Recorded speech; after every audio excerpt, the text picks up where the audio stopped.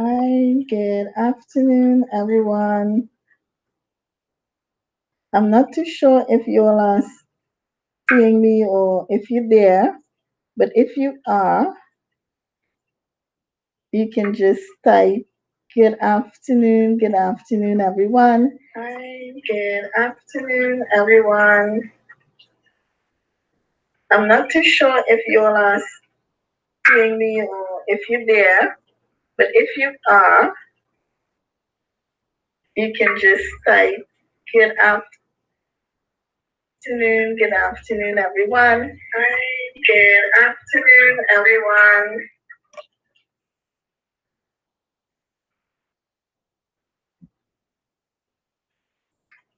So it's not 5 exactly yet, but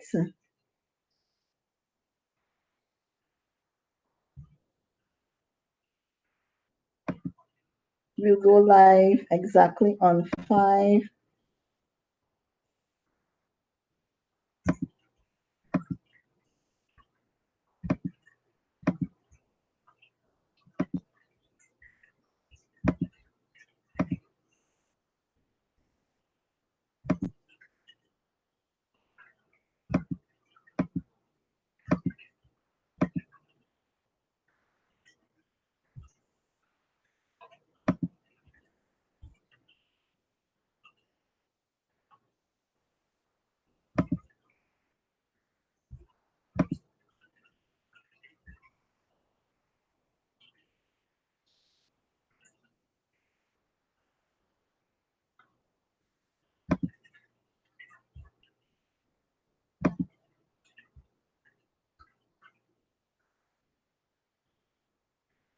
Hi, Joanna. Joanna, which school do you attend?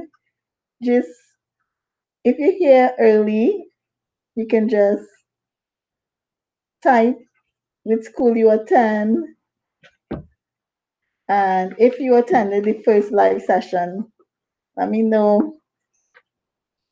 So I figured out so many things since the last live in terms of being able to share a screen and be able to share the maps digitally that I have.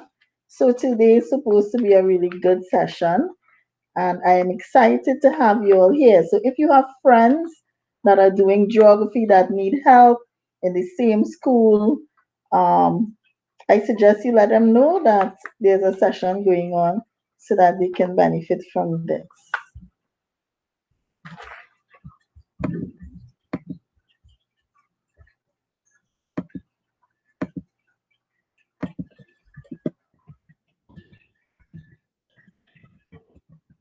So how's the weather by you all? Is it raining? Is it raining by you all?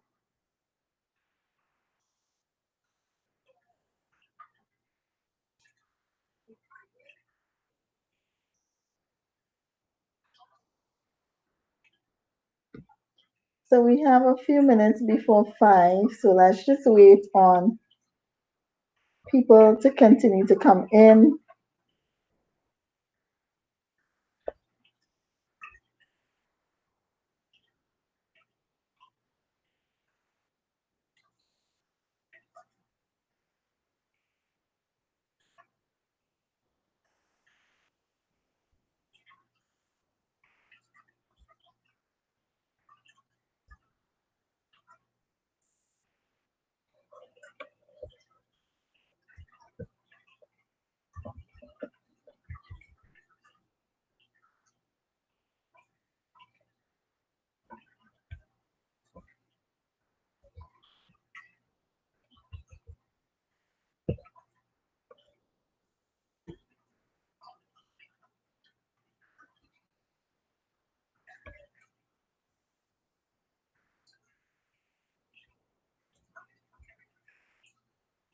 Okay, so Joanna, the rest of you who just came in, I was just saying that you can drop which school you attend. And if you are from Trinidad and Tobago, so we have 1 minute to 5, and as soon as it's 5, I'm going to start the live. teaching. So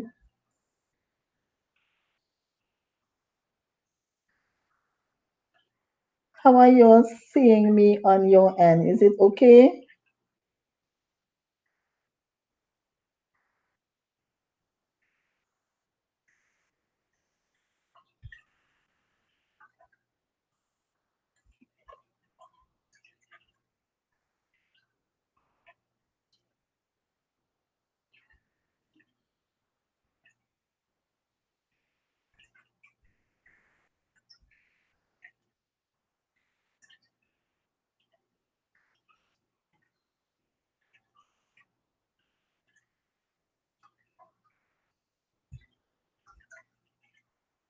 Okay, so it's 5.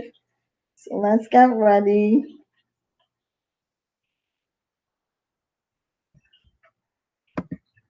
to start.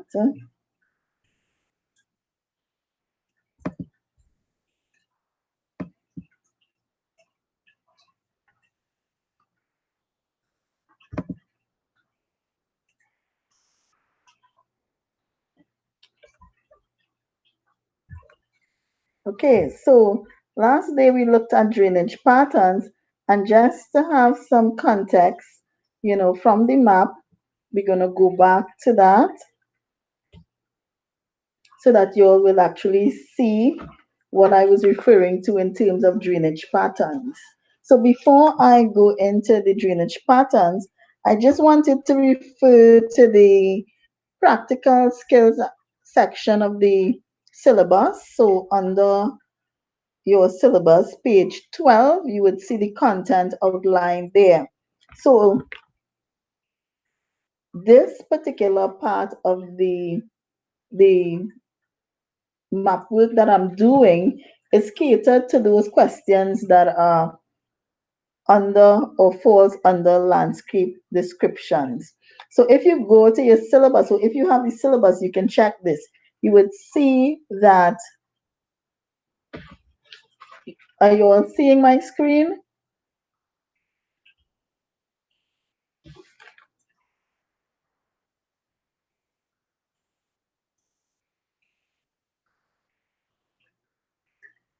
Are you all seeing my screen? You can probably type in the chat to let me know if you're seeing in the screen. If you're seeing, okay, so you should be able to see that now.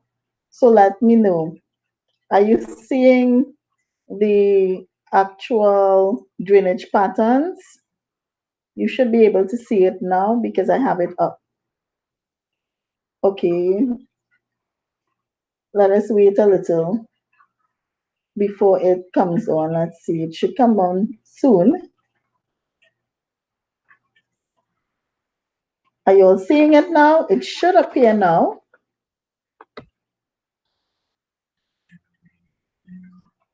Okay, great. So if you go to the syllabus, great. You would see under landscape description, you have relief, and under relief, there are a series of landforms that you need to do that we will get to. But what we focused on the last session was on the J, objective 2, which has drainage patterns, density, direction of flow, quality of drainage, shape, and size of the channel.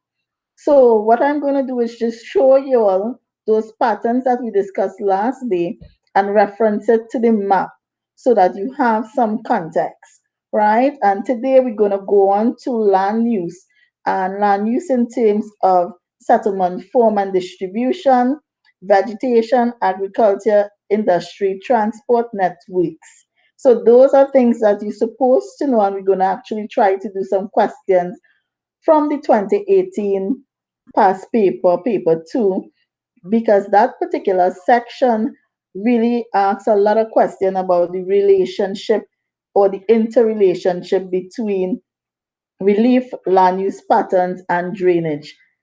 Hi, Faith. Thanks for joining me again. So, what I want you all to do is just drop what school you're from and, just tell me why you like geography, or if you don't like geography, or if you're just here to get some help. So let's make our sessions interactive and fun and not boring. Because remember, I'm speaking to a screen, right? So it's nice to see the comments. So we looked at the drainage pattern. So if you look at the screen, you would see what the dendritic drainage patterns look like. You have the radial drainage pattern here, and then you have the trellis drainage pattern below. So do you remember the dendritic drainage pattern? Which, what, how is that form, or what is some of the characteristics that gives you this dendritic drainage pattern? Remember to share the YouTube live so that your friends can join from class as well. So dendritic, radial, and trellis. What are some of the characteristics?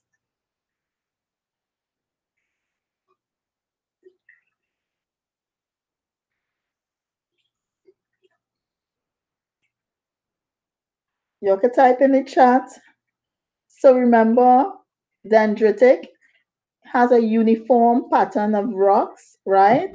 And it forms this tree-like pattern. So if you notice here, you can see the tree-like pattern.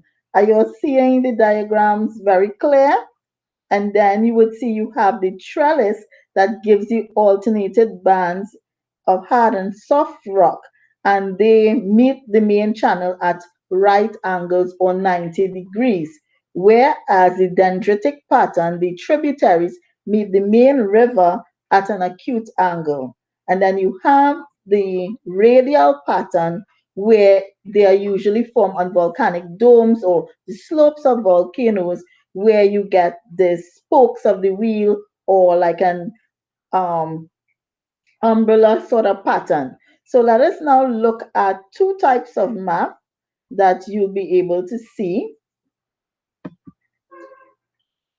this pattern. So let us look at this map. Are you all seeing this map? It probably will take a little time.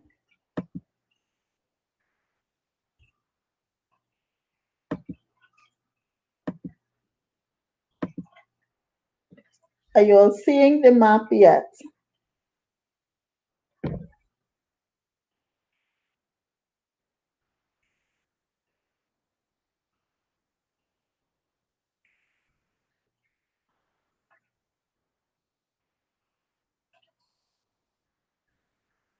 You're seeing the map?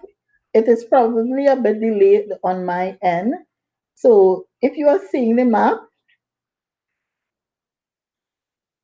so you see the map, and on this map, you should be able to see the radial patterns, right? So the radial patterns here, if I can zoom a little, you should be able to see the top here, right? So you see the top of the volcanic cones. So Point Michelle, right, is a volcanic island in the Caribbean. And how do you tell countries that are volcanic? Most times in the Caribbean, they have a name called soufre. So you are able to see soufre. So this is soufre here to the top here, right? And then you have Point Michelle, which is the tongue over on that side, right? So then you are seeing all of these radial patterns. Can you recognize the radial patterns? Right from the central point to the top, and then it flows down the slopes of the volcanoes. So when you get this map, or you get a map like this, and they ask you to describe the drainage pattern, then you are able to say there are several areas on the map that shows a radial drainage pattern, because you're not only seeing one volcanic peak or volcanic dome, right? You are seeing several. And that is how you would answer a question like that. So let us go and look at another map that I have here.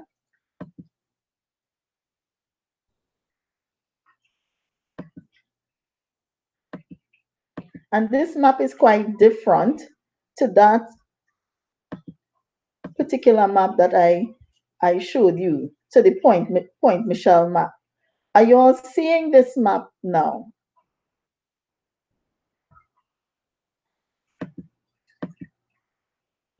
Are you all seeing that map?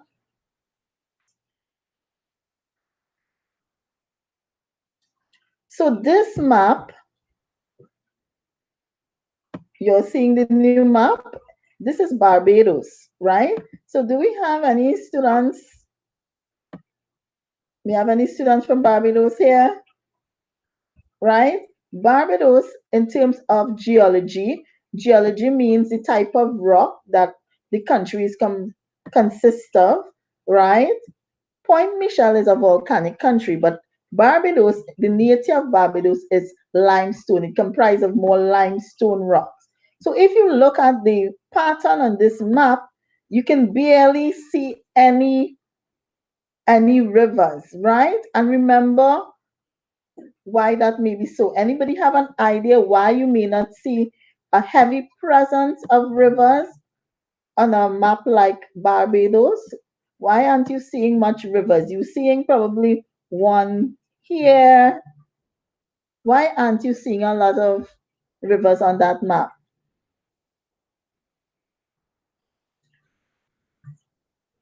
Anyone?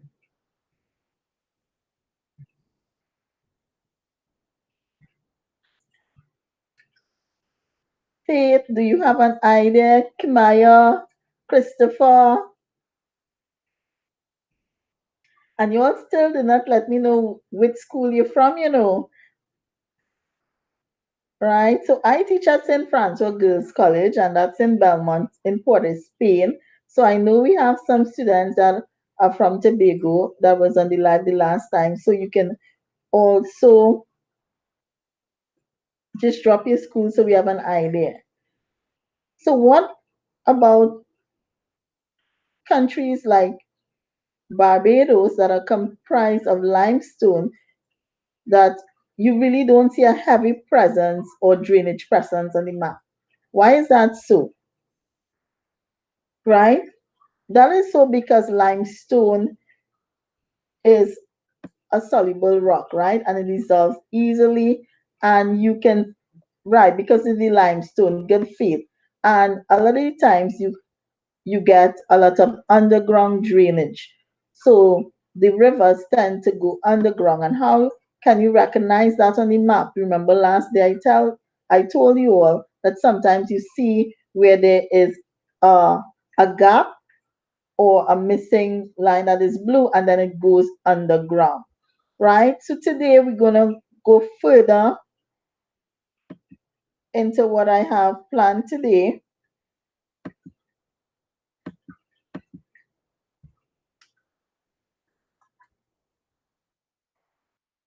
And we're moving on to the topic of distribution. So let me know if you all are seeing, and we're going to look at distribution and patterns using these two maps, right? Because they are two very different maps. Arima Central, nice. Calicia, El Dorado, good.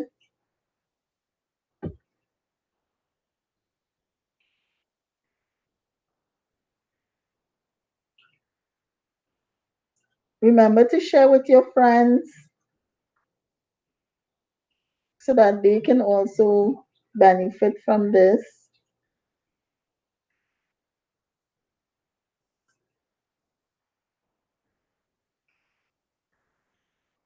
Let me know when the PowerPoint is up so that you can see if you're seeing the PowerPoint on the screen.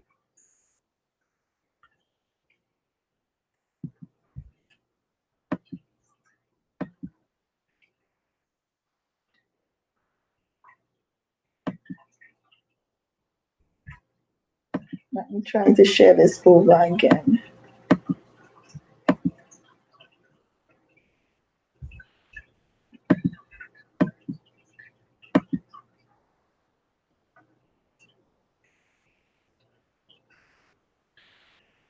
Nice, Sharice, Arima Central. Arima Central in the house. Nice, nice. It should appear now. Let me know if you all are seeing that. So we're looking at distribution patterns today and basically distribution on a whole. How do you describe questions when they ask you to describe the distribution of vegetation on the map, the distribution of the road networks on the map, those type of questions. So when we're looking at distribution patterns, right, show the spatial organization of people, places, and environments on Earth and reflect geographical processes. So it is not just only showing population, but it can also show environments. So that is why they can ask you to describe or to describe the distribution of vegetation on a map, because distribution is not only or does not only is not only used to show the distribution of people or settlements. It can also use to show different geographical environments, features, and of course it gives you an indication of what geographical processes are at work. So what is distribution? Distribution is the spread, right? It is the spread of something over a given area. So in this case, let us use the context of population. It is the spread of the population. It's basically where people are located, right? And across the world, we know that population distribution in terms of the Earth's surface is not even. We are unevenly distributed across the surface. Anybody know where we would have a higher in terms of higher distribution of people and where you have lower distribution of people in terms of the world, if you are describing the distribution on planet Earth? Which areas do you think have higher distribution of people?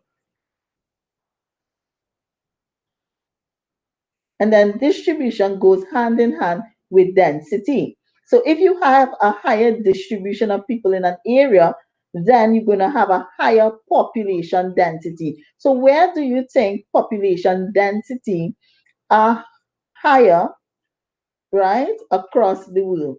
Which part of the world or which areas in the world? Anybody have an idea?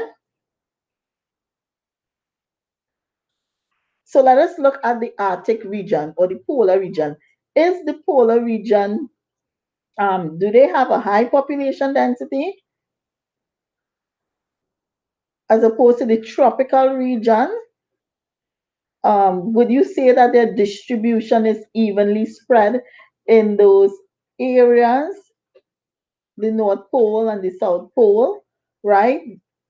Even in the tropical region, our distribution is still not evenly distributed. Urban areas. In urban areas, you tend to have a more um, dense population and probably a more even spread of distribution. But even in, let us say, suburban areas, you may have a more even spread of of people in an area. So the distribution in suburban areas are more evenly distributed, as opposed to let us talk about rural areas. Rural areas will have most time they have a low distribution because they have a low population density and not many people live there, right? When you are looking at distribution and they ask you to describe land use, right? They're going to ask you several things on your exam.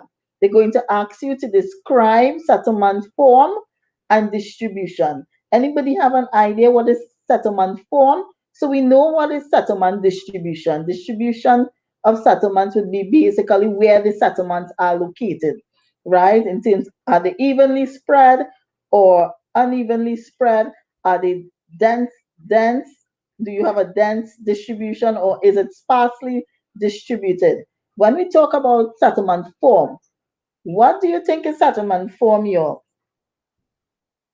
What is the form of something? If you're talking about, you ever hear somebody say like a slang, you have a good form? What they're referring to when they talk about a person as having a good form. I know you all should probably know that. What is form in this sense of settlement? So I gave you all an example with respect to somebody saying, "Ooh, this girl have a nice form."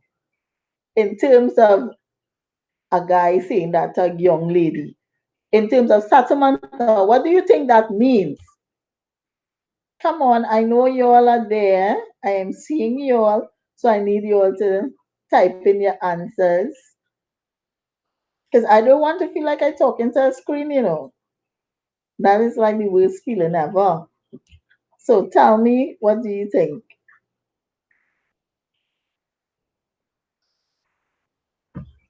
I'm waiting.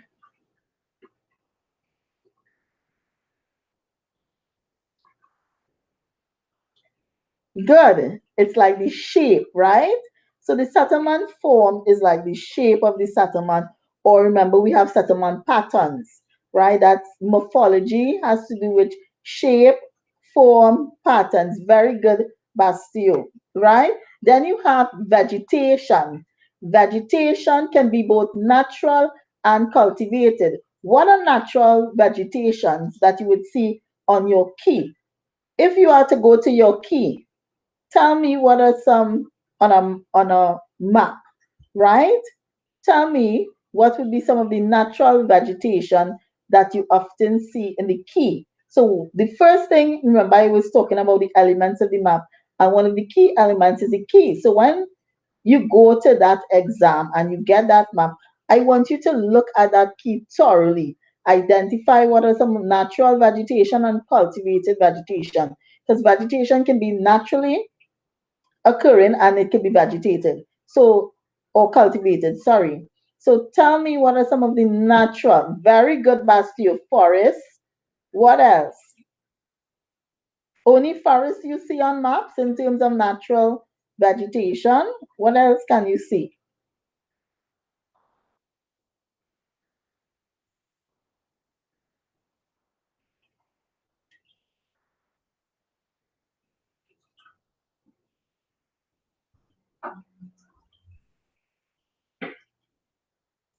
What else? What else do you see on the map? Calicia, Faith, Christopher, Kimaya. What else do you see on the map that is natural vegetation? Come on, we're here to help each other out. So, anybody know of mangroves?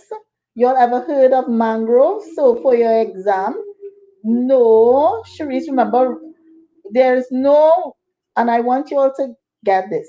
We are here to learn, right? There is no wrong contribution. So, we welcome all contributions. So, don't feel anyway. But when we talk about vegetation, we're not talking about landform. So vegetation, rivers, is not vegetation, right? So vegetation would be like mangrove forests. You all ever heard of mangroves? Mangroves and swamps, they have their own type of vegetation. So mangroves, right?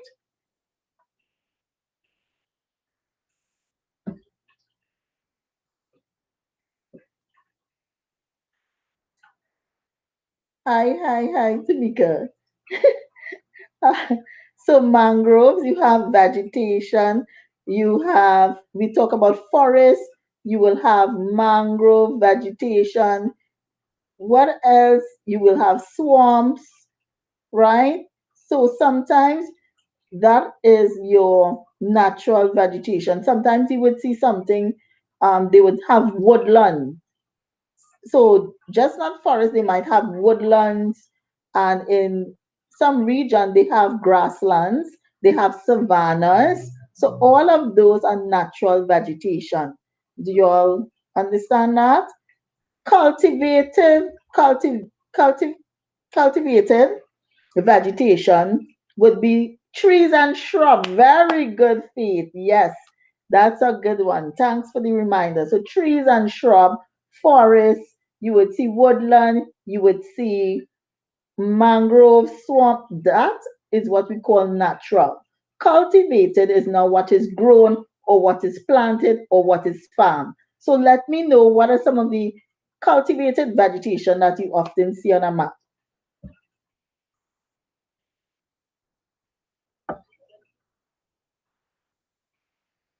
Come on, remember I said there is no wrong contribution, right? We are all here to learn and help each other. So cultivation. If you go on a mat and they ask you to identify three forms of cultivation or three forms of vegetation that is cultivated, what are the three that you will usually find in your key? What are three? Good, Nicola. Rice. Rice. Everybody saying rice. Rice, rice, rice. What else? Back in the old time days, think about what they used to plant.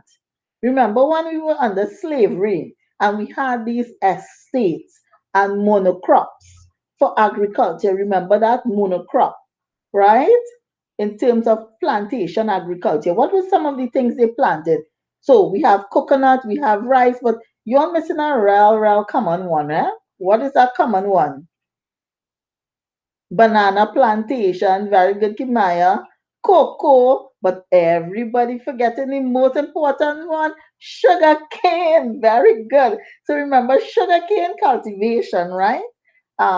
Is a major one when they had the European transatlantic slave trade. It was sugar, right? So sugar, cocoa, coffee, tobacco, rice, coconut, all of those things are cultivated. Very good, right? So you have agriculture there, corn, yes, right? And then you have industries. How do you see industries on a map? Sometimes you would see like a factory for Trinidad and Tobago. When they give us a Trinidad map, most of the times they give you part of the southern country where they have like the oil refinery. So you know that is a secondary industry in terms of manufacturing, or they will actually give you on the key the symbols for factory and industry. Very good to all those who give answers, right? So economic activity in terms of industry, you would see things like I was talking about refineries, you might see factories on the map, and that is how it's indicated. Then you have tourism. How do you know from the map, right, that this land use facilitates tourism? So when you look at a map, how can you tell that this land use facilitates tourism? Where would you find that? Anybody have an idea?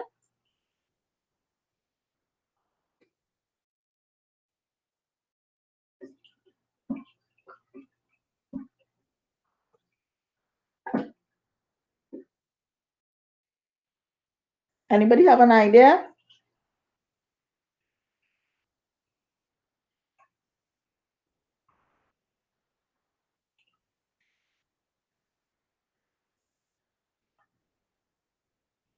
Very nice. It would show tourist attractions like Bastille, like what? Bastille, what school you from? Remember to represent. I want to see what school you're from. I want to see how many different schools we have. Tourist attractions. So what are some tourist attractions that will indicate this? Tourism activity.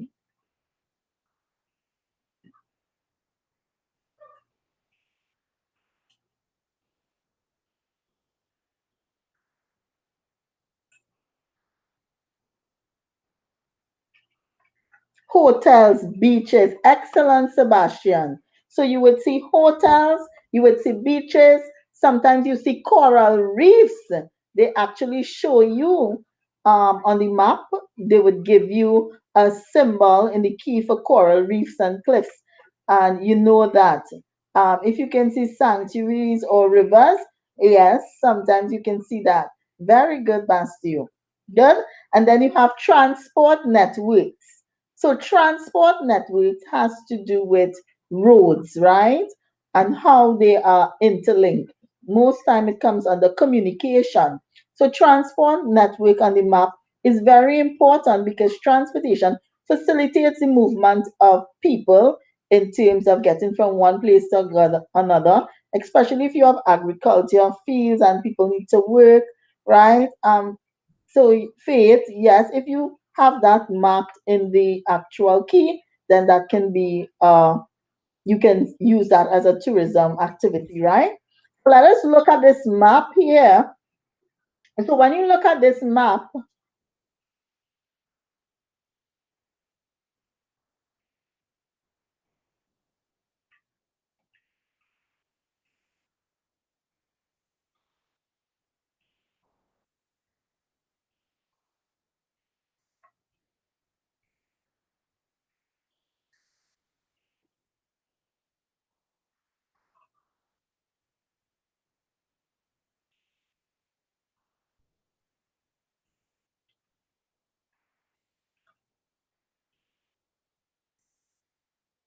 you're seeing the map yet?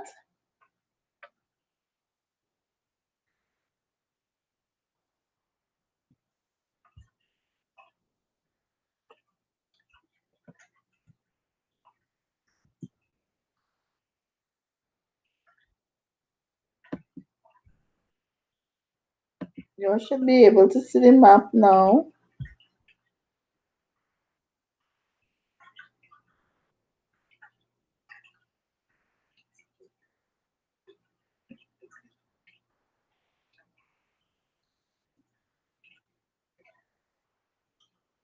No? Okay, the map should be here now. You should see it anytime soon. I think it's a bit slower on your end for it to load on your end, but you should see it now, right? So on this map here, what type of drainage pattern would you say you can see on this map? What type of drainage pattern are you seeing on this map? Thank you, Kimaya, Tyree.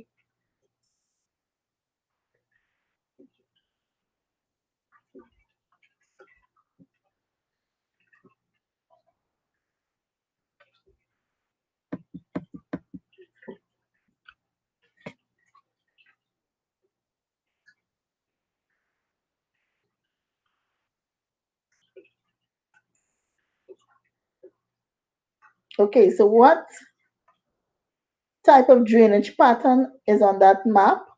And if you look at this map, at the same time, you can see that there are different shades of green, and the different shades of green will be, of course, represented in the key as different types of vegetation. And in most cases, this darker green or this lighter green is the natural vegetation. So it may be forests, right? Or trees and shrubs. And this lighter area where you're seeing like little trees planted, that is usually what the cultivated vegetation look like. So while we're here, and we're looking at vegetation, I also want you all to let me know what type of drainage pattern is evident on this map and what is the direction of flow of the rivers on this map.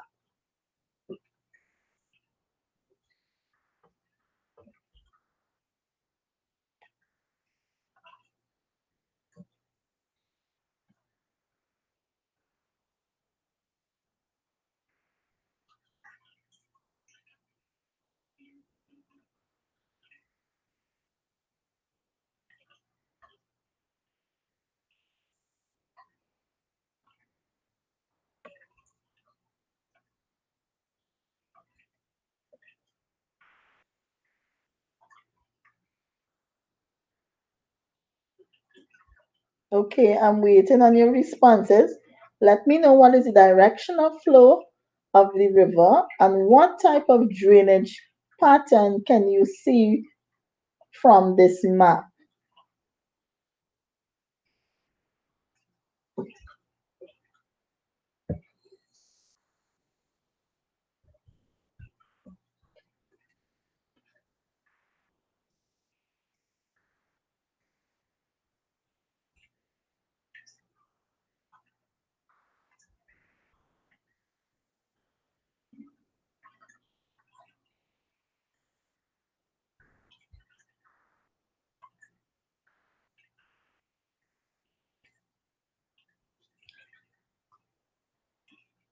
Is it is it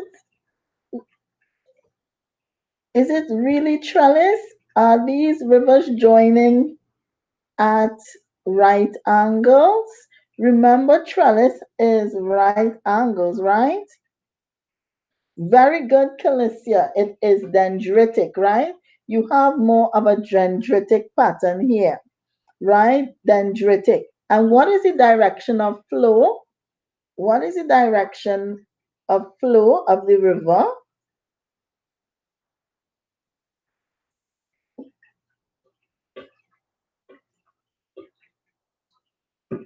Felicia, very good.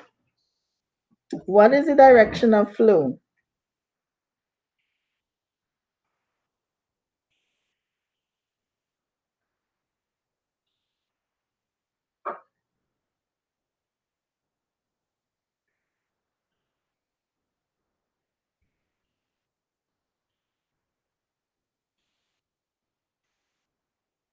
So let me know what is the direction of flow.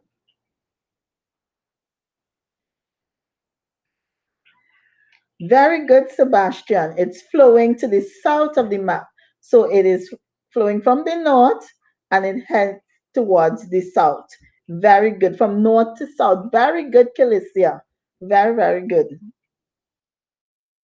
Right? Let us look now at settlements.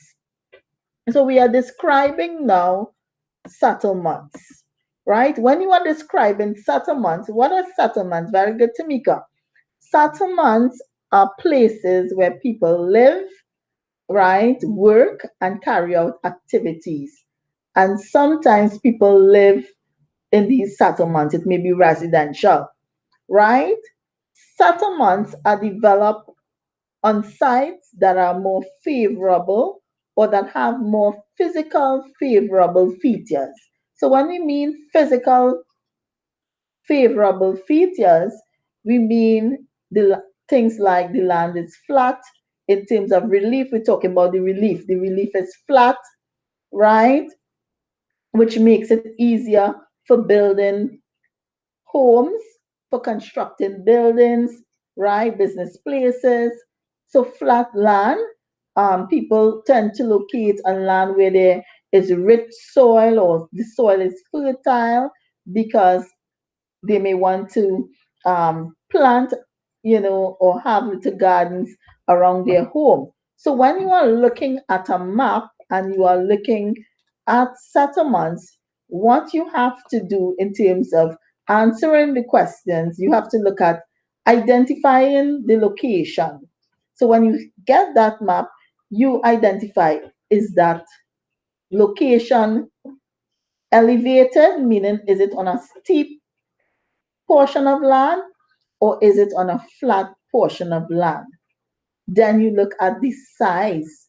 The size is a key indication of where this population, of how developed, sorry, this settlement is or this area is. So when you have high population density, for example, in cities or in towns or suburban areas, you know that that area is more developed. Whereas in small villages or rural areas, right, you have low population density. So it's smaller. So when you are describing settlements and size, you also look at population density. And we were saying that density is the number of people or the concentration of something in a particular area. And density, again, does not have to be used just to describe population. Density can also be used to describe vegetation, land use, right?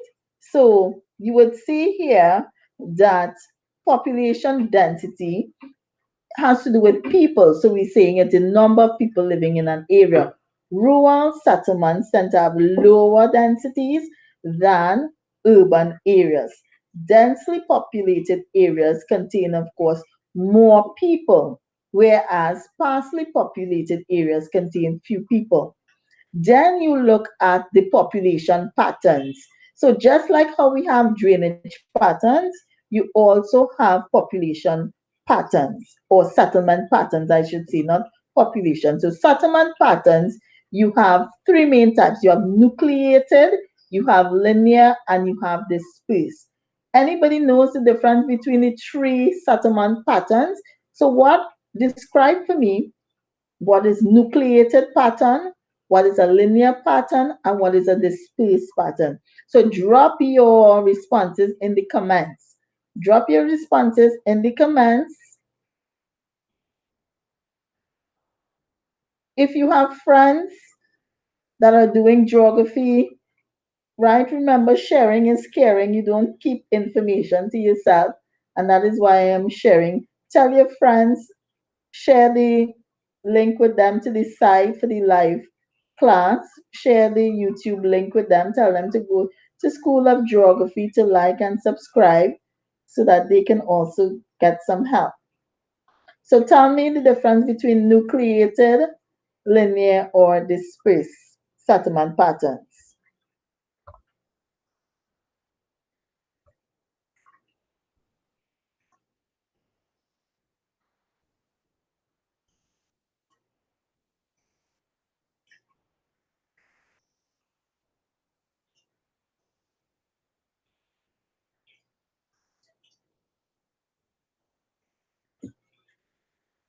Very good. So dispersed is a scattered settlement pattern. Good, Maya. Maya, and what school are you from, Maya? Tamika, what school you from? Calicia. Nucleated patterns, Sydney, very good answer. They are settlements that are close together. They are congested, so they are more reflective of what type of area? A rural area or an urban area?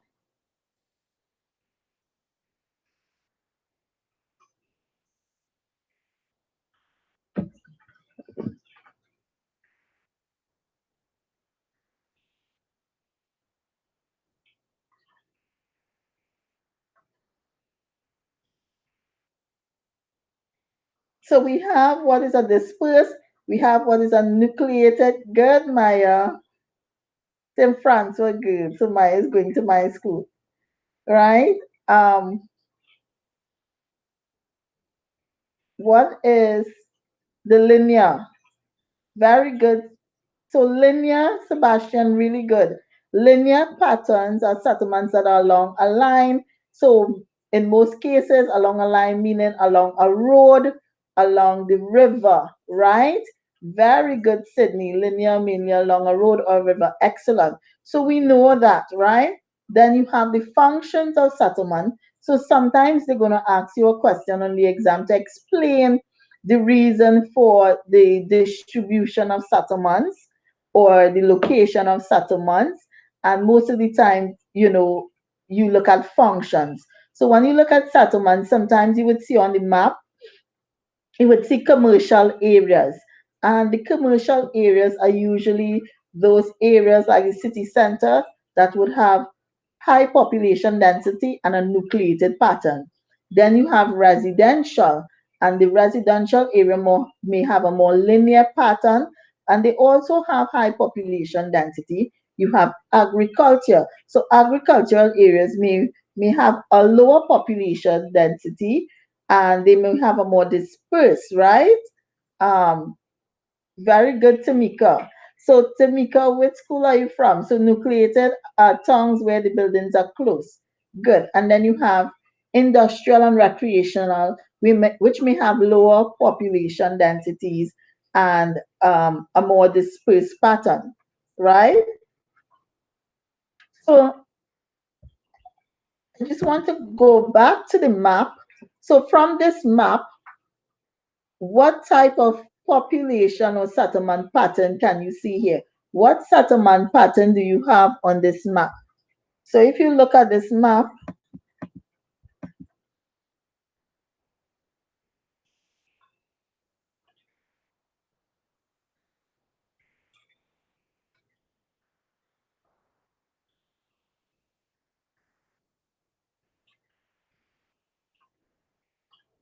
So if you look at the map here, what type of settlement pattern do you have?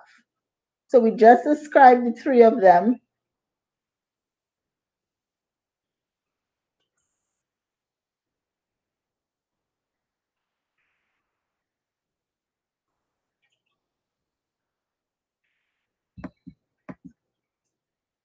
Very good, Tamika. Providence. Good. So this particular pattern here would be a linear pattern, right? Because it's the settlements are along the road, right? So now I want us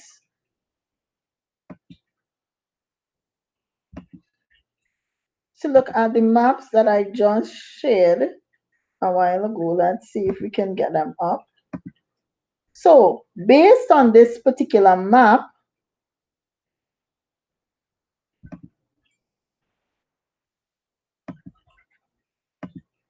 are you all seeing this map?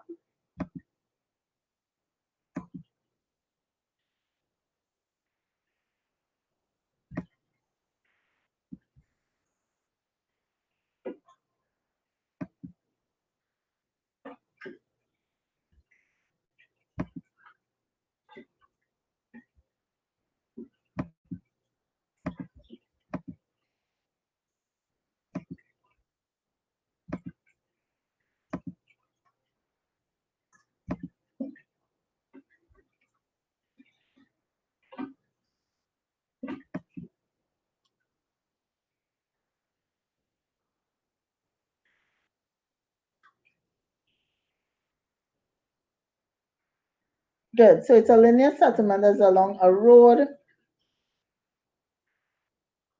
Good. So based on this map here, what type of settlement patterns can you identify? So this is the Barbados map. I want you all to look at this map now. So the Barbados map.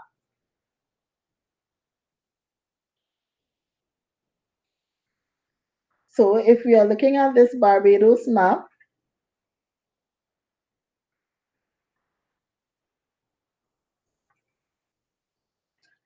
are you all able to see this map? If I could zoom in a bit more, you may be able to see better. What type of settlement patterns you have on this map?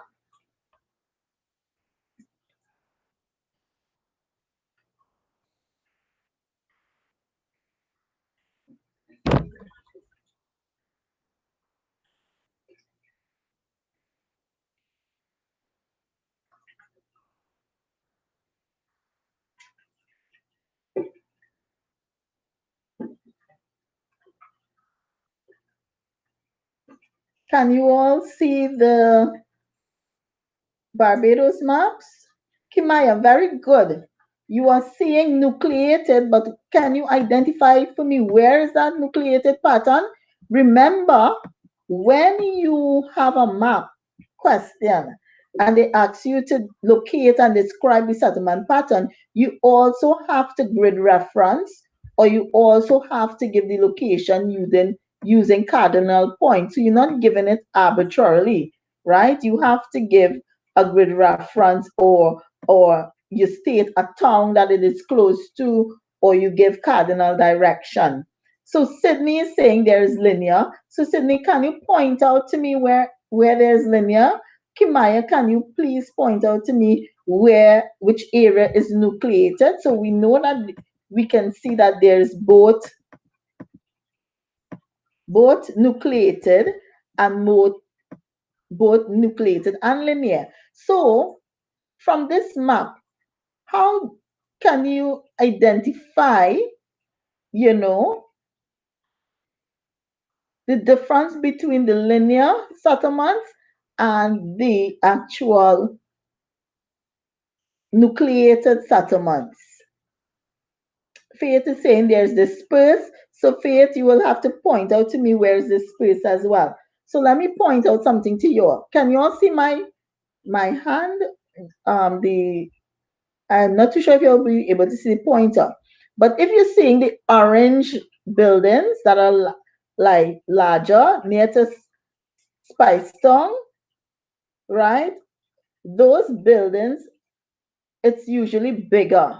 And that is how you know you have a more nucleated pattern because the buildings are bigger and that is reflective that it is not residential. However, the little blocks along the line of the road or along the roads where you can see here, along these roads, you would notice that the blocks are red, so that's usually is indicated of residential, whereas the orange blocks that are larger are indicative of more commercial. So that is the difference. So you see nucleated pattern near the main town in Barbados, Spice Town, and then you have, of course, along the road by the Whim. You see in the Whim there, along the highway, near around the town, right? All of those nucleated along the coast. Very good. And you name Mackenzie. Very good, Mackenzie. What school are you from? So you along the coast, right? And then I want you all to look at this map. So if you look at Barbados map here, you're seeing several things. You can see that there are several different types of vegetation, right? And you will have to look in your key to identify that. So if anybody was given maps from school and you have this Barbados map, I want you to check it to see the difference of the differences in the types of vegetation shown on this map. Okay? So let us continue.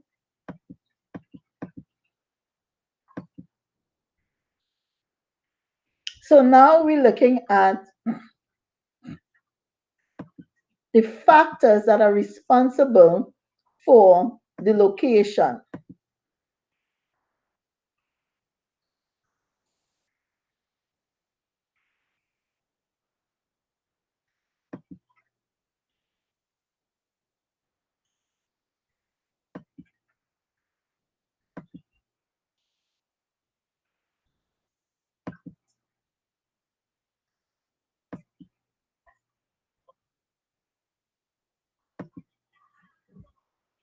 The factors that influence population distribution, right?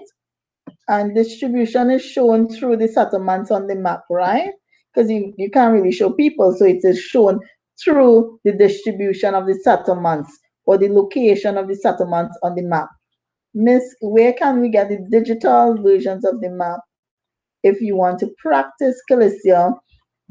Um, well, the thing is, I have the maps, but I have the maps. I can probably send it to you all, but I am doing a crash course this weekend, to give you all. I have some of them, not a lot, but I have some of them that I can probably um I will have to send it to you all via email. Or I don't think there's another way that I can probably send it. Right? So let us look now at the very good Mackenzie. El Dorado West is in the house. Nice. So we're looking at here the factors that influence population distribution.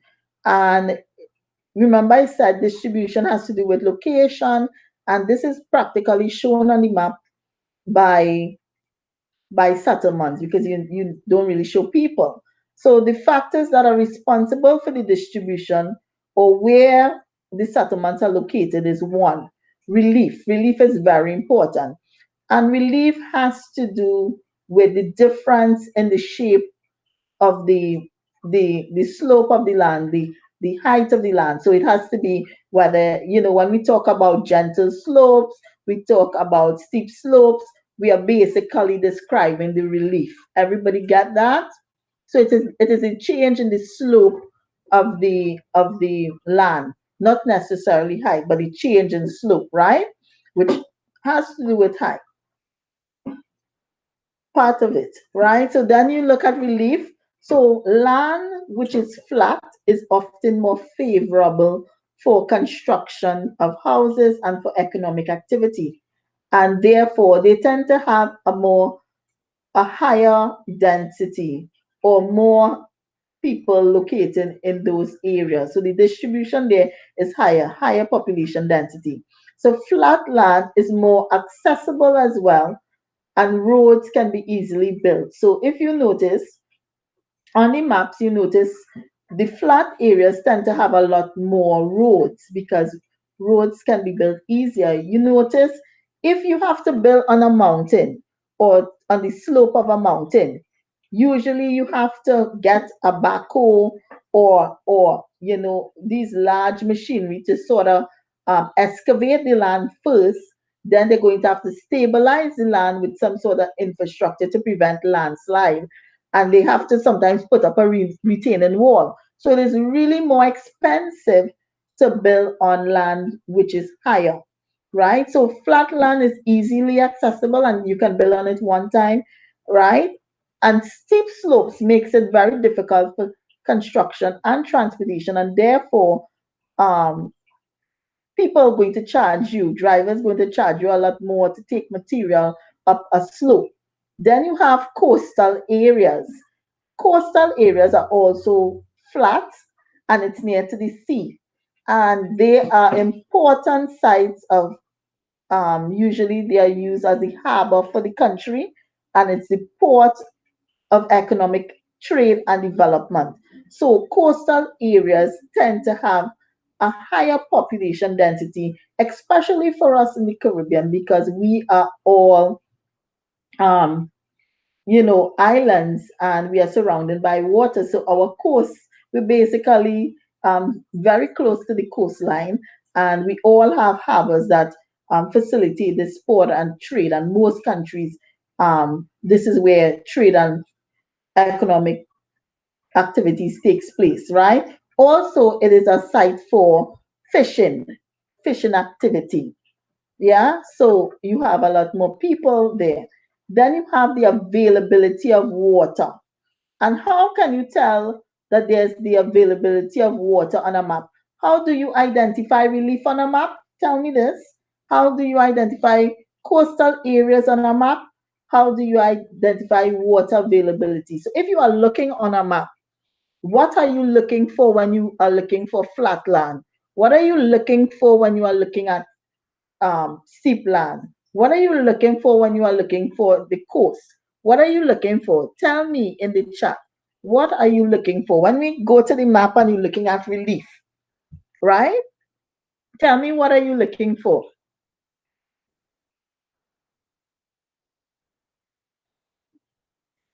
How can you identify that the land is steep on a map? How can you identify that the land is flat on a map? How can you tell where the coastal areas is on a map? How do you tell there's the availability of water on a map? So answer me these three things. Very good, Sydney. Excellent. So by the relief, Kimaya, excellent. You all are so on top of things, right? I like that. So the contour lines. So what about the contour lines, Sydney and Kimaya? What about the contour lines? Tell me. When you look at the contour lines, what about them tells you that it is steep? What about these contour lines tells you that it is flat?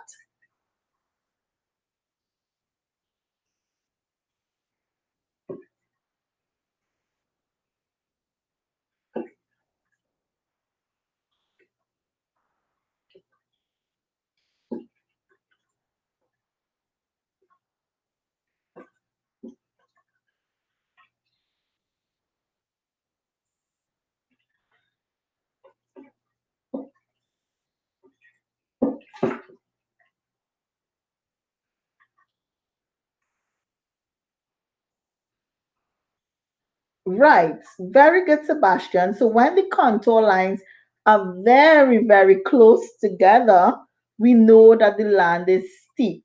And when the contour lines are further apart or they are wide apart, we know that the land is flat. Excellent. Very good. Very good. So let me show you this on a map. I want to show you this on a map now. So can you see this map?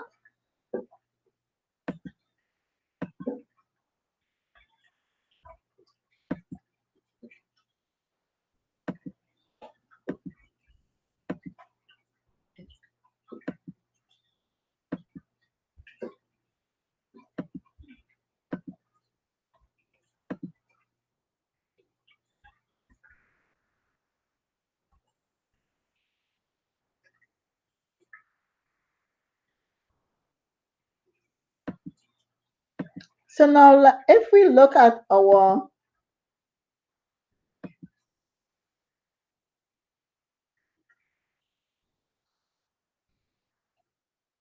Point Michelle map, you see how tight those contours are? Oh, excellent, Denise Henry. What school are you from? Drop your school in the comments. Excellent answer. So she said the greater the value of the contour lines means the higher the elevation of the area and vice versa. Excellent. Excellent. You all are on top of stuff. I love it. Excellent. So that's really two ways you identify it. You look at how close the contours are and you look at the contour values, which is really important. And on a map, there are three ways in which heights are shown. One is through contours. The second one is what we call, anybody know the second way of showing heights on a map? And you can see it actually on this particular map here. You can see it in this map, on this Point Michelle map. You can see it a little bit here. There, it's reflected here. So one way, Bishop's Tobago in the house. Nice. Nice to have my Tobago people. And Sebastian, you all, I love Tobago. I love Tobago. I wish I was in Tobago. I wish the beaches were open. Anybody wish the beach was open? I'm tired of being inside. You know, I really feel sorry for you all. You all have the longest record of third term ever in the history of teaching, I believe, since I'm teaching. This never happened before. But heights are shown in three ways. Tell me the three ways in which heights are shown. So we know heights, right, or relief on the map can be shown in three ways. One, through contours, looking at the closeness of it, looking at the contour values. There's another way in which they show height. There are two other ways. And I zoomed in on the map, so you should be able now to see it.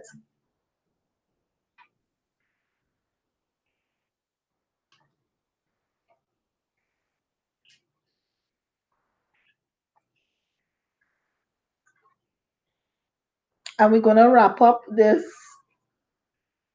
section like in the next 10 minutes because I don't want to go too more than an hour. I know people get tired. Very good, Sydney. So Sydney is saying the trick station. So do you know the trick station is this triangle? Can you all see that triangle on the map? And I think there's a marking on it. It says M8 and then you see 2638.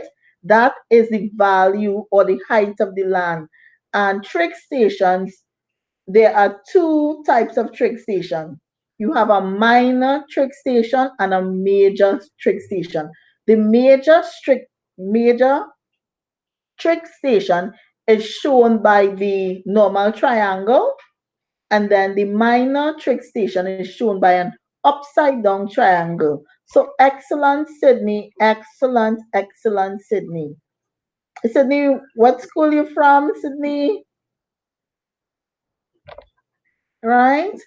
Um, And the third way is what we call a spot height. But you hardly ever see spot heights on the maps. Spot heights are shown by actually a little dot and a number, right? A little dot and a number. And that is how you see the spot heights. And they don't really show anything else, just a dot and the number, right? Very good.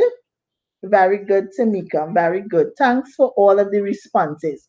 So let us go back now to our PowerPoint and finish up the factors, and we will stop there and we can have another class. Um, Tomorrow is Friday. You all will let me know how you all feel about having a class on a Friday, or if you want to have a class probably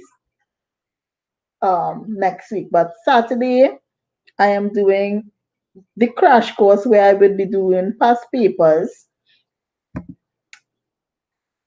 map with past papers, and that is at a cost of $300 if you would like to join, but it's not necessary because I would also be doing, the live sessions. But for people who want access to all of the past papers and maps and to practice with me, and we go through the answers and questions together in a Zoom classroom. I am doing that on Saturday, and the cost is $300 to register. My number is 302-6933 if you are interested. So let us go into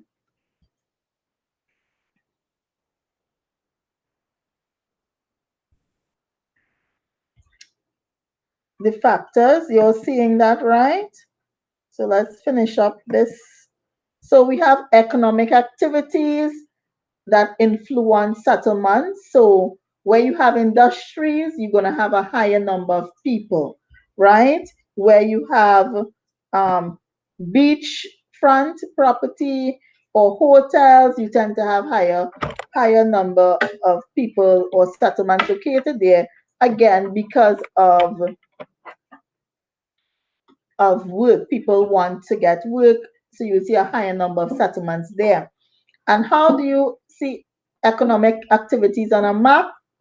It is shown in the key. You would see whether you see mining, sometimes you see a depression, or you see mining, or you see agriculture. When you see cultivated vegetation like sugarcane or estates or coconut or rice, that is, of course, primary economic activity. When you see things like industries and oil and gas pipelines, that is economic activity.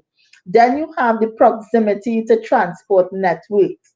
So, transport networks in terms of roads, you have a higher level of transport networks in urban areas, because urban areas there's a high level of connectivity, so meaning there are more roads that are developed in this area to connect people within the area and outside of the area, so they have a dense transport networks. And how this is shown, of course, on the map in the key, you would see the red, and I think there are two shades. You have a major road, which would be in a darker red, and then you have the minor roads, which is in a lighter red, and then you have fertile land.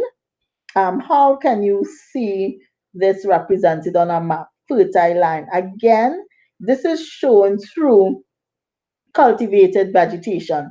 So where you see, again, things like sugarcane cultivation, cocoa, coffee, land which is planted on the map, and you see this on the key, okay, these areas are fertile. Also, this is a very important point to note, where you have rivers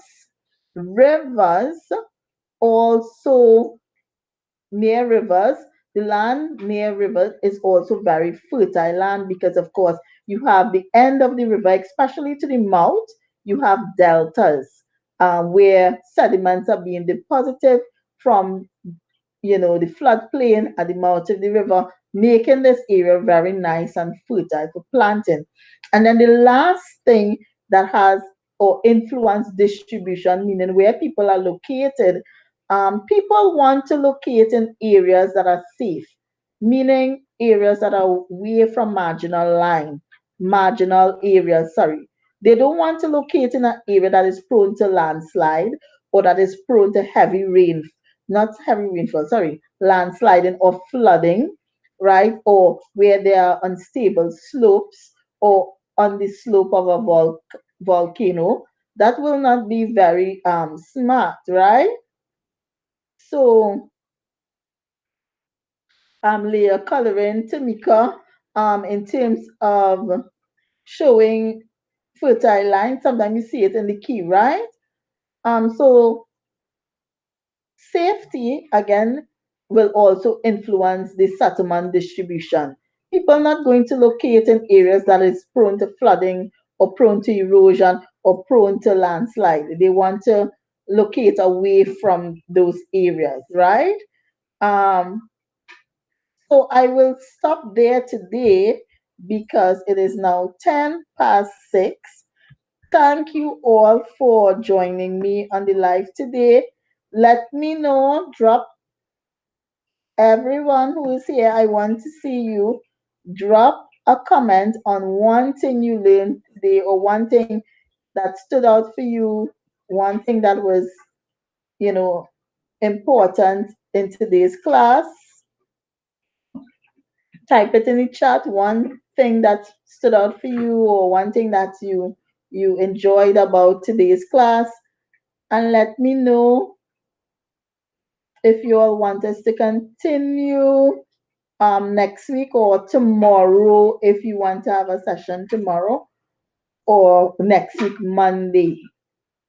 And remember to like and subscribe to the School of Geography YouTube channel and the Facebook page, because I will be posting when I'm going live on the Facebook page. Remember to click on the notification bell, because the notification bell is what will give you the alerts for when I go live with the sessions.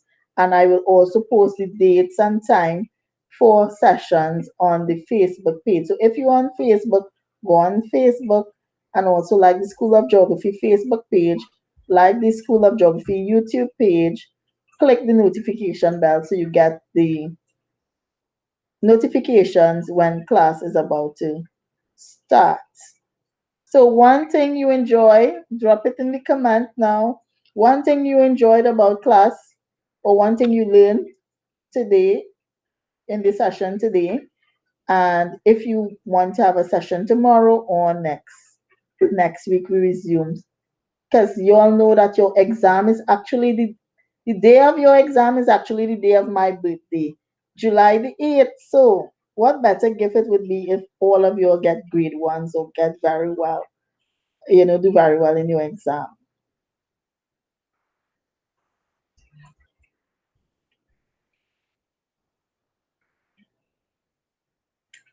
So thank you again for joining me. Nobody commenting, everybody shy.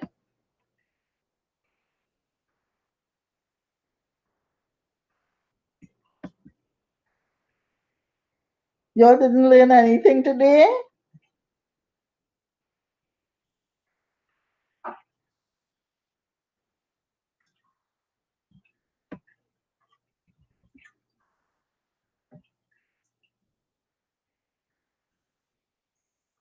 Okay, so if I'm not getting any comments, I'm going to go now. Remember to like, share, subscribe to the School of Geography YouTube page, share with your friends, and we will resume class,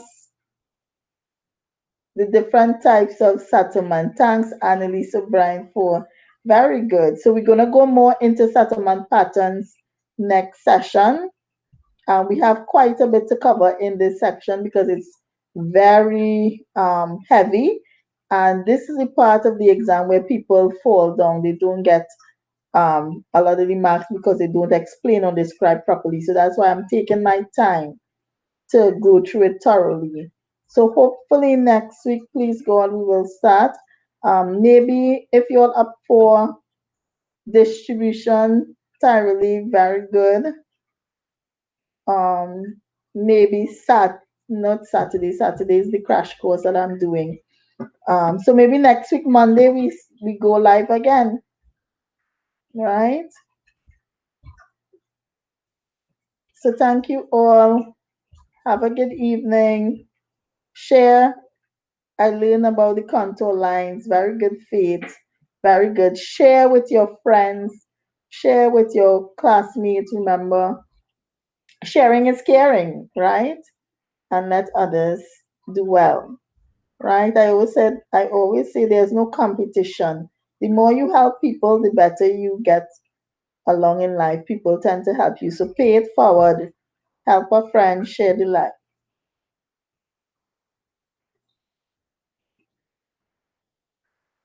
Yes, Monday. Okay, Faith. See ya. Bye.